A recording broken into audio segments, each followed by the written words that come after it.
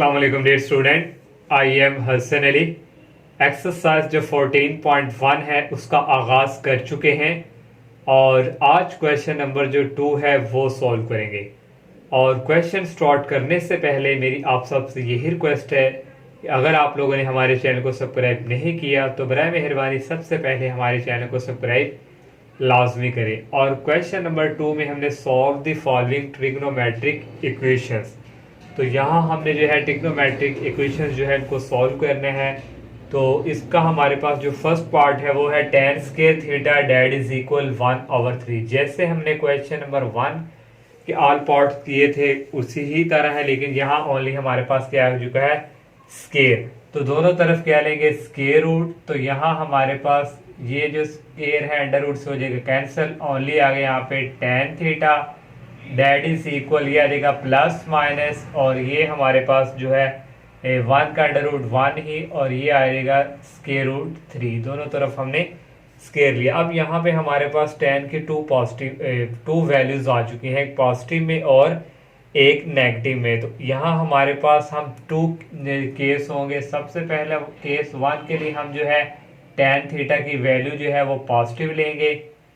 tan theta that is equal 1/√3, ये हमने जो है पॉजिटिव वैल्यू यहाँ से ले ली। और यहाँ से हमारे पास जो है थीटा इज जो tan थीटा इज पॉजिटिव। तो tan जो थीटा है ये पॉजिटिव किस किस क्वाड्रेंट में होता है, ये हमारे पास एक थर्ड क्वाड्रेंट में और एक फर्स्ट क्वाड्रेंट में। यहाँ हमने लिख दिया फर्स्ट एंड थर्ड क्वाड्रेंट।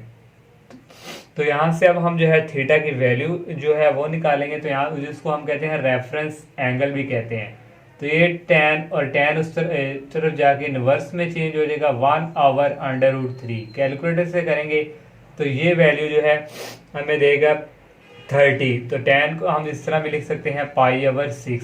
तो ये हमारे पास जो है फर्स्ट क्वाड्रेंट के लिए समझे हमने सॉल्व कर ली, क्योंकि फर्स्ट क्वाड्रेंट में ओनली 0 ऐड करना है रेफरेंस एंगल में। रेफरेंस एंगल में 0 ऐड करें तो हमारे पास π/6 ही आएगा। तो अब हम जो है थर्ड क्वाड्रेंट के लिए इसको करते हैं। थर्ड क्वाड्रेंट के लिए बच्चों हमारे पास यहाँ पे आ जाएगा theta that is equal pi, क्या करना है ऐड रेफरेंस एंगल में पाई प्लस थीटा की वैल्यू हमारे पास यहाँ पे है π/6। तो यहाँ से एलसीएम लेंगे, नीचे आ जाएगा 6 को पाई से मल्टीप्लाई 6π प्लस पाई, तो ये बच्चों हमारे पास आ जाएगा 7π/6। ये हमने केस 1 के लिए सॉल्व किया। अब केस 2 के लिए करेंगे, वहां हमारे पास जो है यहाँ लिखेंगे केस 2। तो इसके लिए हमारे पास tan थीटा की वैल्यू जो है वो हम यहाँ पे लेंगे नेगेटिव, तो यह आएगा 1/√3। तो यहाँ हमारे पास जो tan थीटा है इस क्या आ गया नेगेटिव। इन नेगेटिव हमारे पास जो tan है वो सेकंड क्वाड्रेंट और फोर्थ क्वाड्रेंट में, सेकंड एंड फोर्थ क्वाड्रेंट। तो यहाँ से बच्चों हमारे पास पहले आ जाएगा थीटा की वैल्यू हम यहाँ से निकालेंगे tan इनवर्स -1/√3। तो यहाँ भी हमारे पास इस जो है इस थीटा की वैल्यू जो है वो आ जाएगी π/6। तो यहाँ आ गया π/6। और यहाँ से हमारे पास जो रेफरेंस एंगल बच्चों होता है उसकी वैल्यू जो है हमारे पास वो पॉजिटिव ही हुआ करेगी। तो यहाँ से अब हम जो है ये हमारे पास फर्स्ट क्वाड्रेंट के लिए, सेकंड क्वाड्रेंट के लिए, तो यहाँ हम लिखेंगे सेकंड क्वाड्रेंट। तो सेकंड क्वाड्रेंट में हमारे पास क्या है theta that is equal pi में से माइनस करना है रेफरेंस एंगल है π/6। इसका हम एलसीएम लेंगे, डायरेक्ट लिख रहा हूँ, ये आ गया 5π/6। अब हम जो है इसका लेंगे थर्ड क्वाड्रेंट के लिए, तो सॉरी फोर्थ क्वाड्रेंट के लिए, फॉर फोर्थ क्वाड्रेंट। तो फोर्थ क्वाड्रेंट के लिए रेफरेंस एंगल में ऐड करेंगे पाई, तो यह जाएगा पाई प्लस थीटा की वैल्यू π/6। तो इसका एलसीएम लेंगे, ये हमारे पास आ जाएगा 7π/6। तो इस तरह हमारे पास जो है ऑल जो है वैल्यू थीटा की आ गई। सो थीटा इक्वल पहले जो है हमने फाइंड की यहाँ पे π/6 और 7π/6, और यहाँ पे आ गई 5π/6। और यहाँ हमारे पास जो है एलसीएम जब हमने लेना था, फोर्थ कोऑर्डिनेट था, वहाँ पे हमने क्या करना था 2 पाई माइनस थीटा। तो यहाँ बच्चों मिस्टेक हो चुकी है, तो ये आ जाएगा 2 पाई माइनस थीटा की वैल्यू हमारे पास है पाई ओवर 6। तो 6 को 2 से करना था 12, 12 में से पाई निकालने तो ये आना था 11 पाई ओवर 6। तो यहाँ हमारे पास आ गया 11 पाई ओवर 6। इस तरह ये फर्स्ट पार्ट जो है हमारा कंप्लीट। और सेकंड पार्ट हमारे पास है cos second square theta that is equal 4 pi over 3। तो ये हमने जो है दोनों तरफ स्क्वायर रूट लिया, और 4 का स्क्वायर रूट होता है 2 और ये 3 का आ गया अंडर रूट। और कोस सेकंड किसका होता है साइन का, तो इसलिए ये वैल्यूज ऊपर चली जाएगी और ये नीचे। और यहाँ भी अब हमारे पास 2 केस आ चुके हैं, क्योंकि साइन की दो वैल्यू हैं, एक पॉजिटिव और एक नेगेटिव। तो केस 1 के लिए हम पहले जो है साइन की वैल्यू लेंगे positive, sine theta that is equal under root 3 over 2। तो यहाँ पे हमारे पास साइन थीटा इज पॉजिटिव, तो ये हमारे पास पॉजिटिव होता है फर्स्ट और सेकंड क्वाड्रेंट में। तो यहाँ से बच्चों थीटा हमारे पास आ जाएगा, साइन को उस तरफ मूव करवाएंगे, sine inverse square root 3 over 2। तो कैलकुलेटर से आप फाइंड करेंगे तो ये हमारे पास जो है वैल्यूज की आएगी 60। तो ये हमारे पास होगा पाई ओवर 3। तो ये हमारे पास फर्स्ट क्वाड्रेंट के लिए हमने इसको सॉल्व कर लिया, क्योंकि फर्स्ट क्वाड्रेंट में 0 ही ऐड करना था रेफरेंस एंगल में। अब सेकंड क्वाड्रेंट के लिए अब हम इसको चेक करेंगे, तो यहाँ से theta that is equal second quadrant में से पाई को माइनस करना है, जो रेफरेंस एंगल के है हमारे पास पाई ओवर 3। तो यहाँ से बच्चों हमारे पास आ गया, इसका एलसीएम लेंगे तो ये हमारे पास आ जाएगा 2 पाई ओवर 3। अब हम जो है केस 2 जो है करेंगे नेगेटिव वैल्यू के लिए। तो यहाँ पे आ जाएगा sine theta that is equal minus under root 3 over 2। तो यहाँ बच्चों sine theta is negative in, तो ये नेगेटिव हमारे पास थर्ड क्वाड्रेंट में और फोर्थ क्वाड्रेंट में, थर्ड एंड फोर्थ क्वाड्रेंट। तो यहाँ से बच्चों हमारे पास जो है थीटा की वैल्यू मैं डायरेक्ट ही यहाँ पे लिखेंगे, ये भी हमारे पास क्या आएगा पाई ओवर 3, जो इसका रेफरेंस एंगल है हमारे पास। तो अब हम जो है थर्ड क्वाड्रेंट के लिए पहले इसको चेक करेंगे, means theta that is equal, third quadrant में हमारे पास क्या है यहाँ पे पाई प्लस थीटा था। तो यहाँ हमारे पास जो है पाई प्लस थीटा की वैल्यू है पाई ओवर 3। तो ये बच्चों आ जाएगा 4 पाई ओवर 3। अब हम जो है फोर्थ क्वाड्रेंट के लिए करेंगे इसको, फॉर फोर्थ क्वाड्रेंट। तो यहाँ से आएगा theta that is equal, fourth quadrant में है 2 पाई माइनस थीटा, थीटा हमारे पास यहाँ पे रेफरेंस एंगल है पाई ओवर 3। तो इसका हम एलसीएम लेंगे, नीचे आ जाएगा 3 3 to the 6 pi minus pi.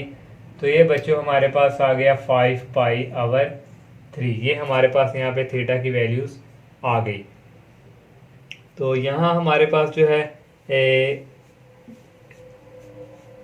Total value हमारे पास यहाँ पे एक ये वैल्यूज हो गई, और एक हमारे पास ये है, और एक हमारे पास ये जो ऑल हमने थीटा की वैल्यू फाइंड कर ली। और थर्ड पार्ट हमारे पास है second square theta that is equal 4 over 3। तो दोनों तरफ स्क्वायर रूट ले लिया, प्लस माइनस 4 का अंडर रूट होता है 2 और ये आ गया अंडर रूट 3। तो सेकंड जो है कॉस का है, तो ये वैल्यू ऊपर आ जाएगी और ये नीचे। यहाँ भी 2 केस होंगे, एक कॉस थीटा पॉजिटिव वैल्यू के लिए और एक नेगेटिव के लिए।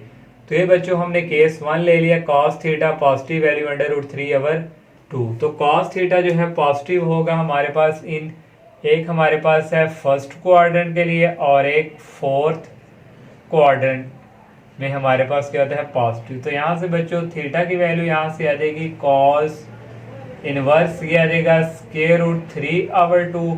तो cos inverse square root 3 over 2 ये हमारे पास जो है इक्वल्स आएगा पाई ओवर 6 के। तो ये हमने जो है इसको इन फर्स्ट क्वाड्रेंट के लिए हमारे पास ये हो गया।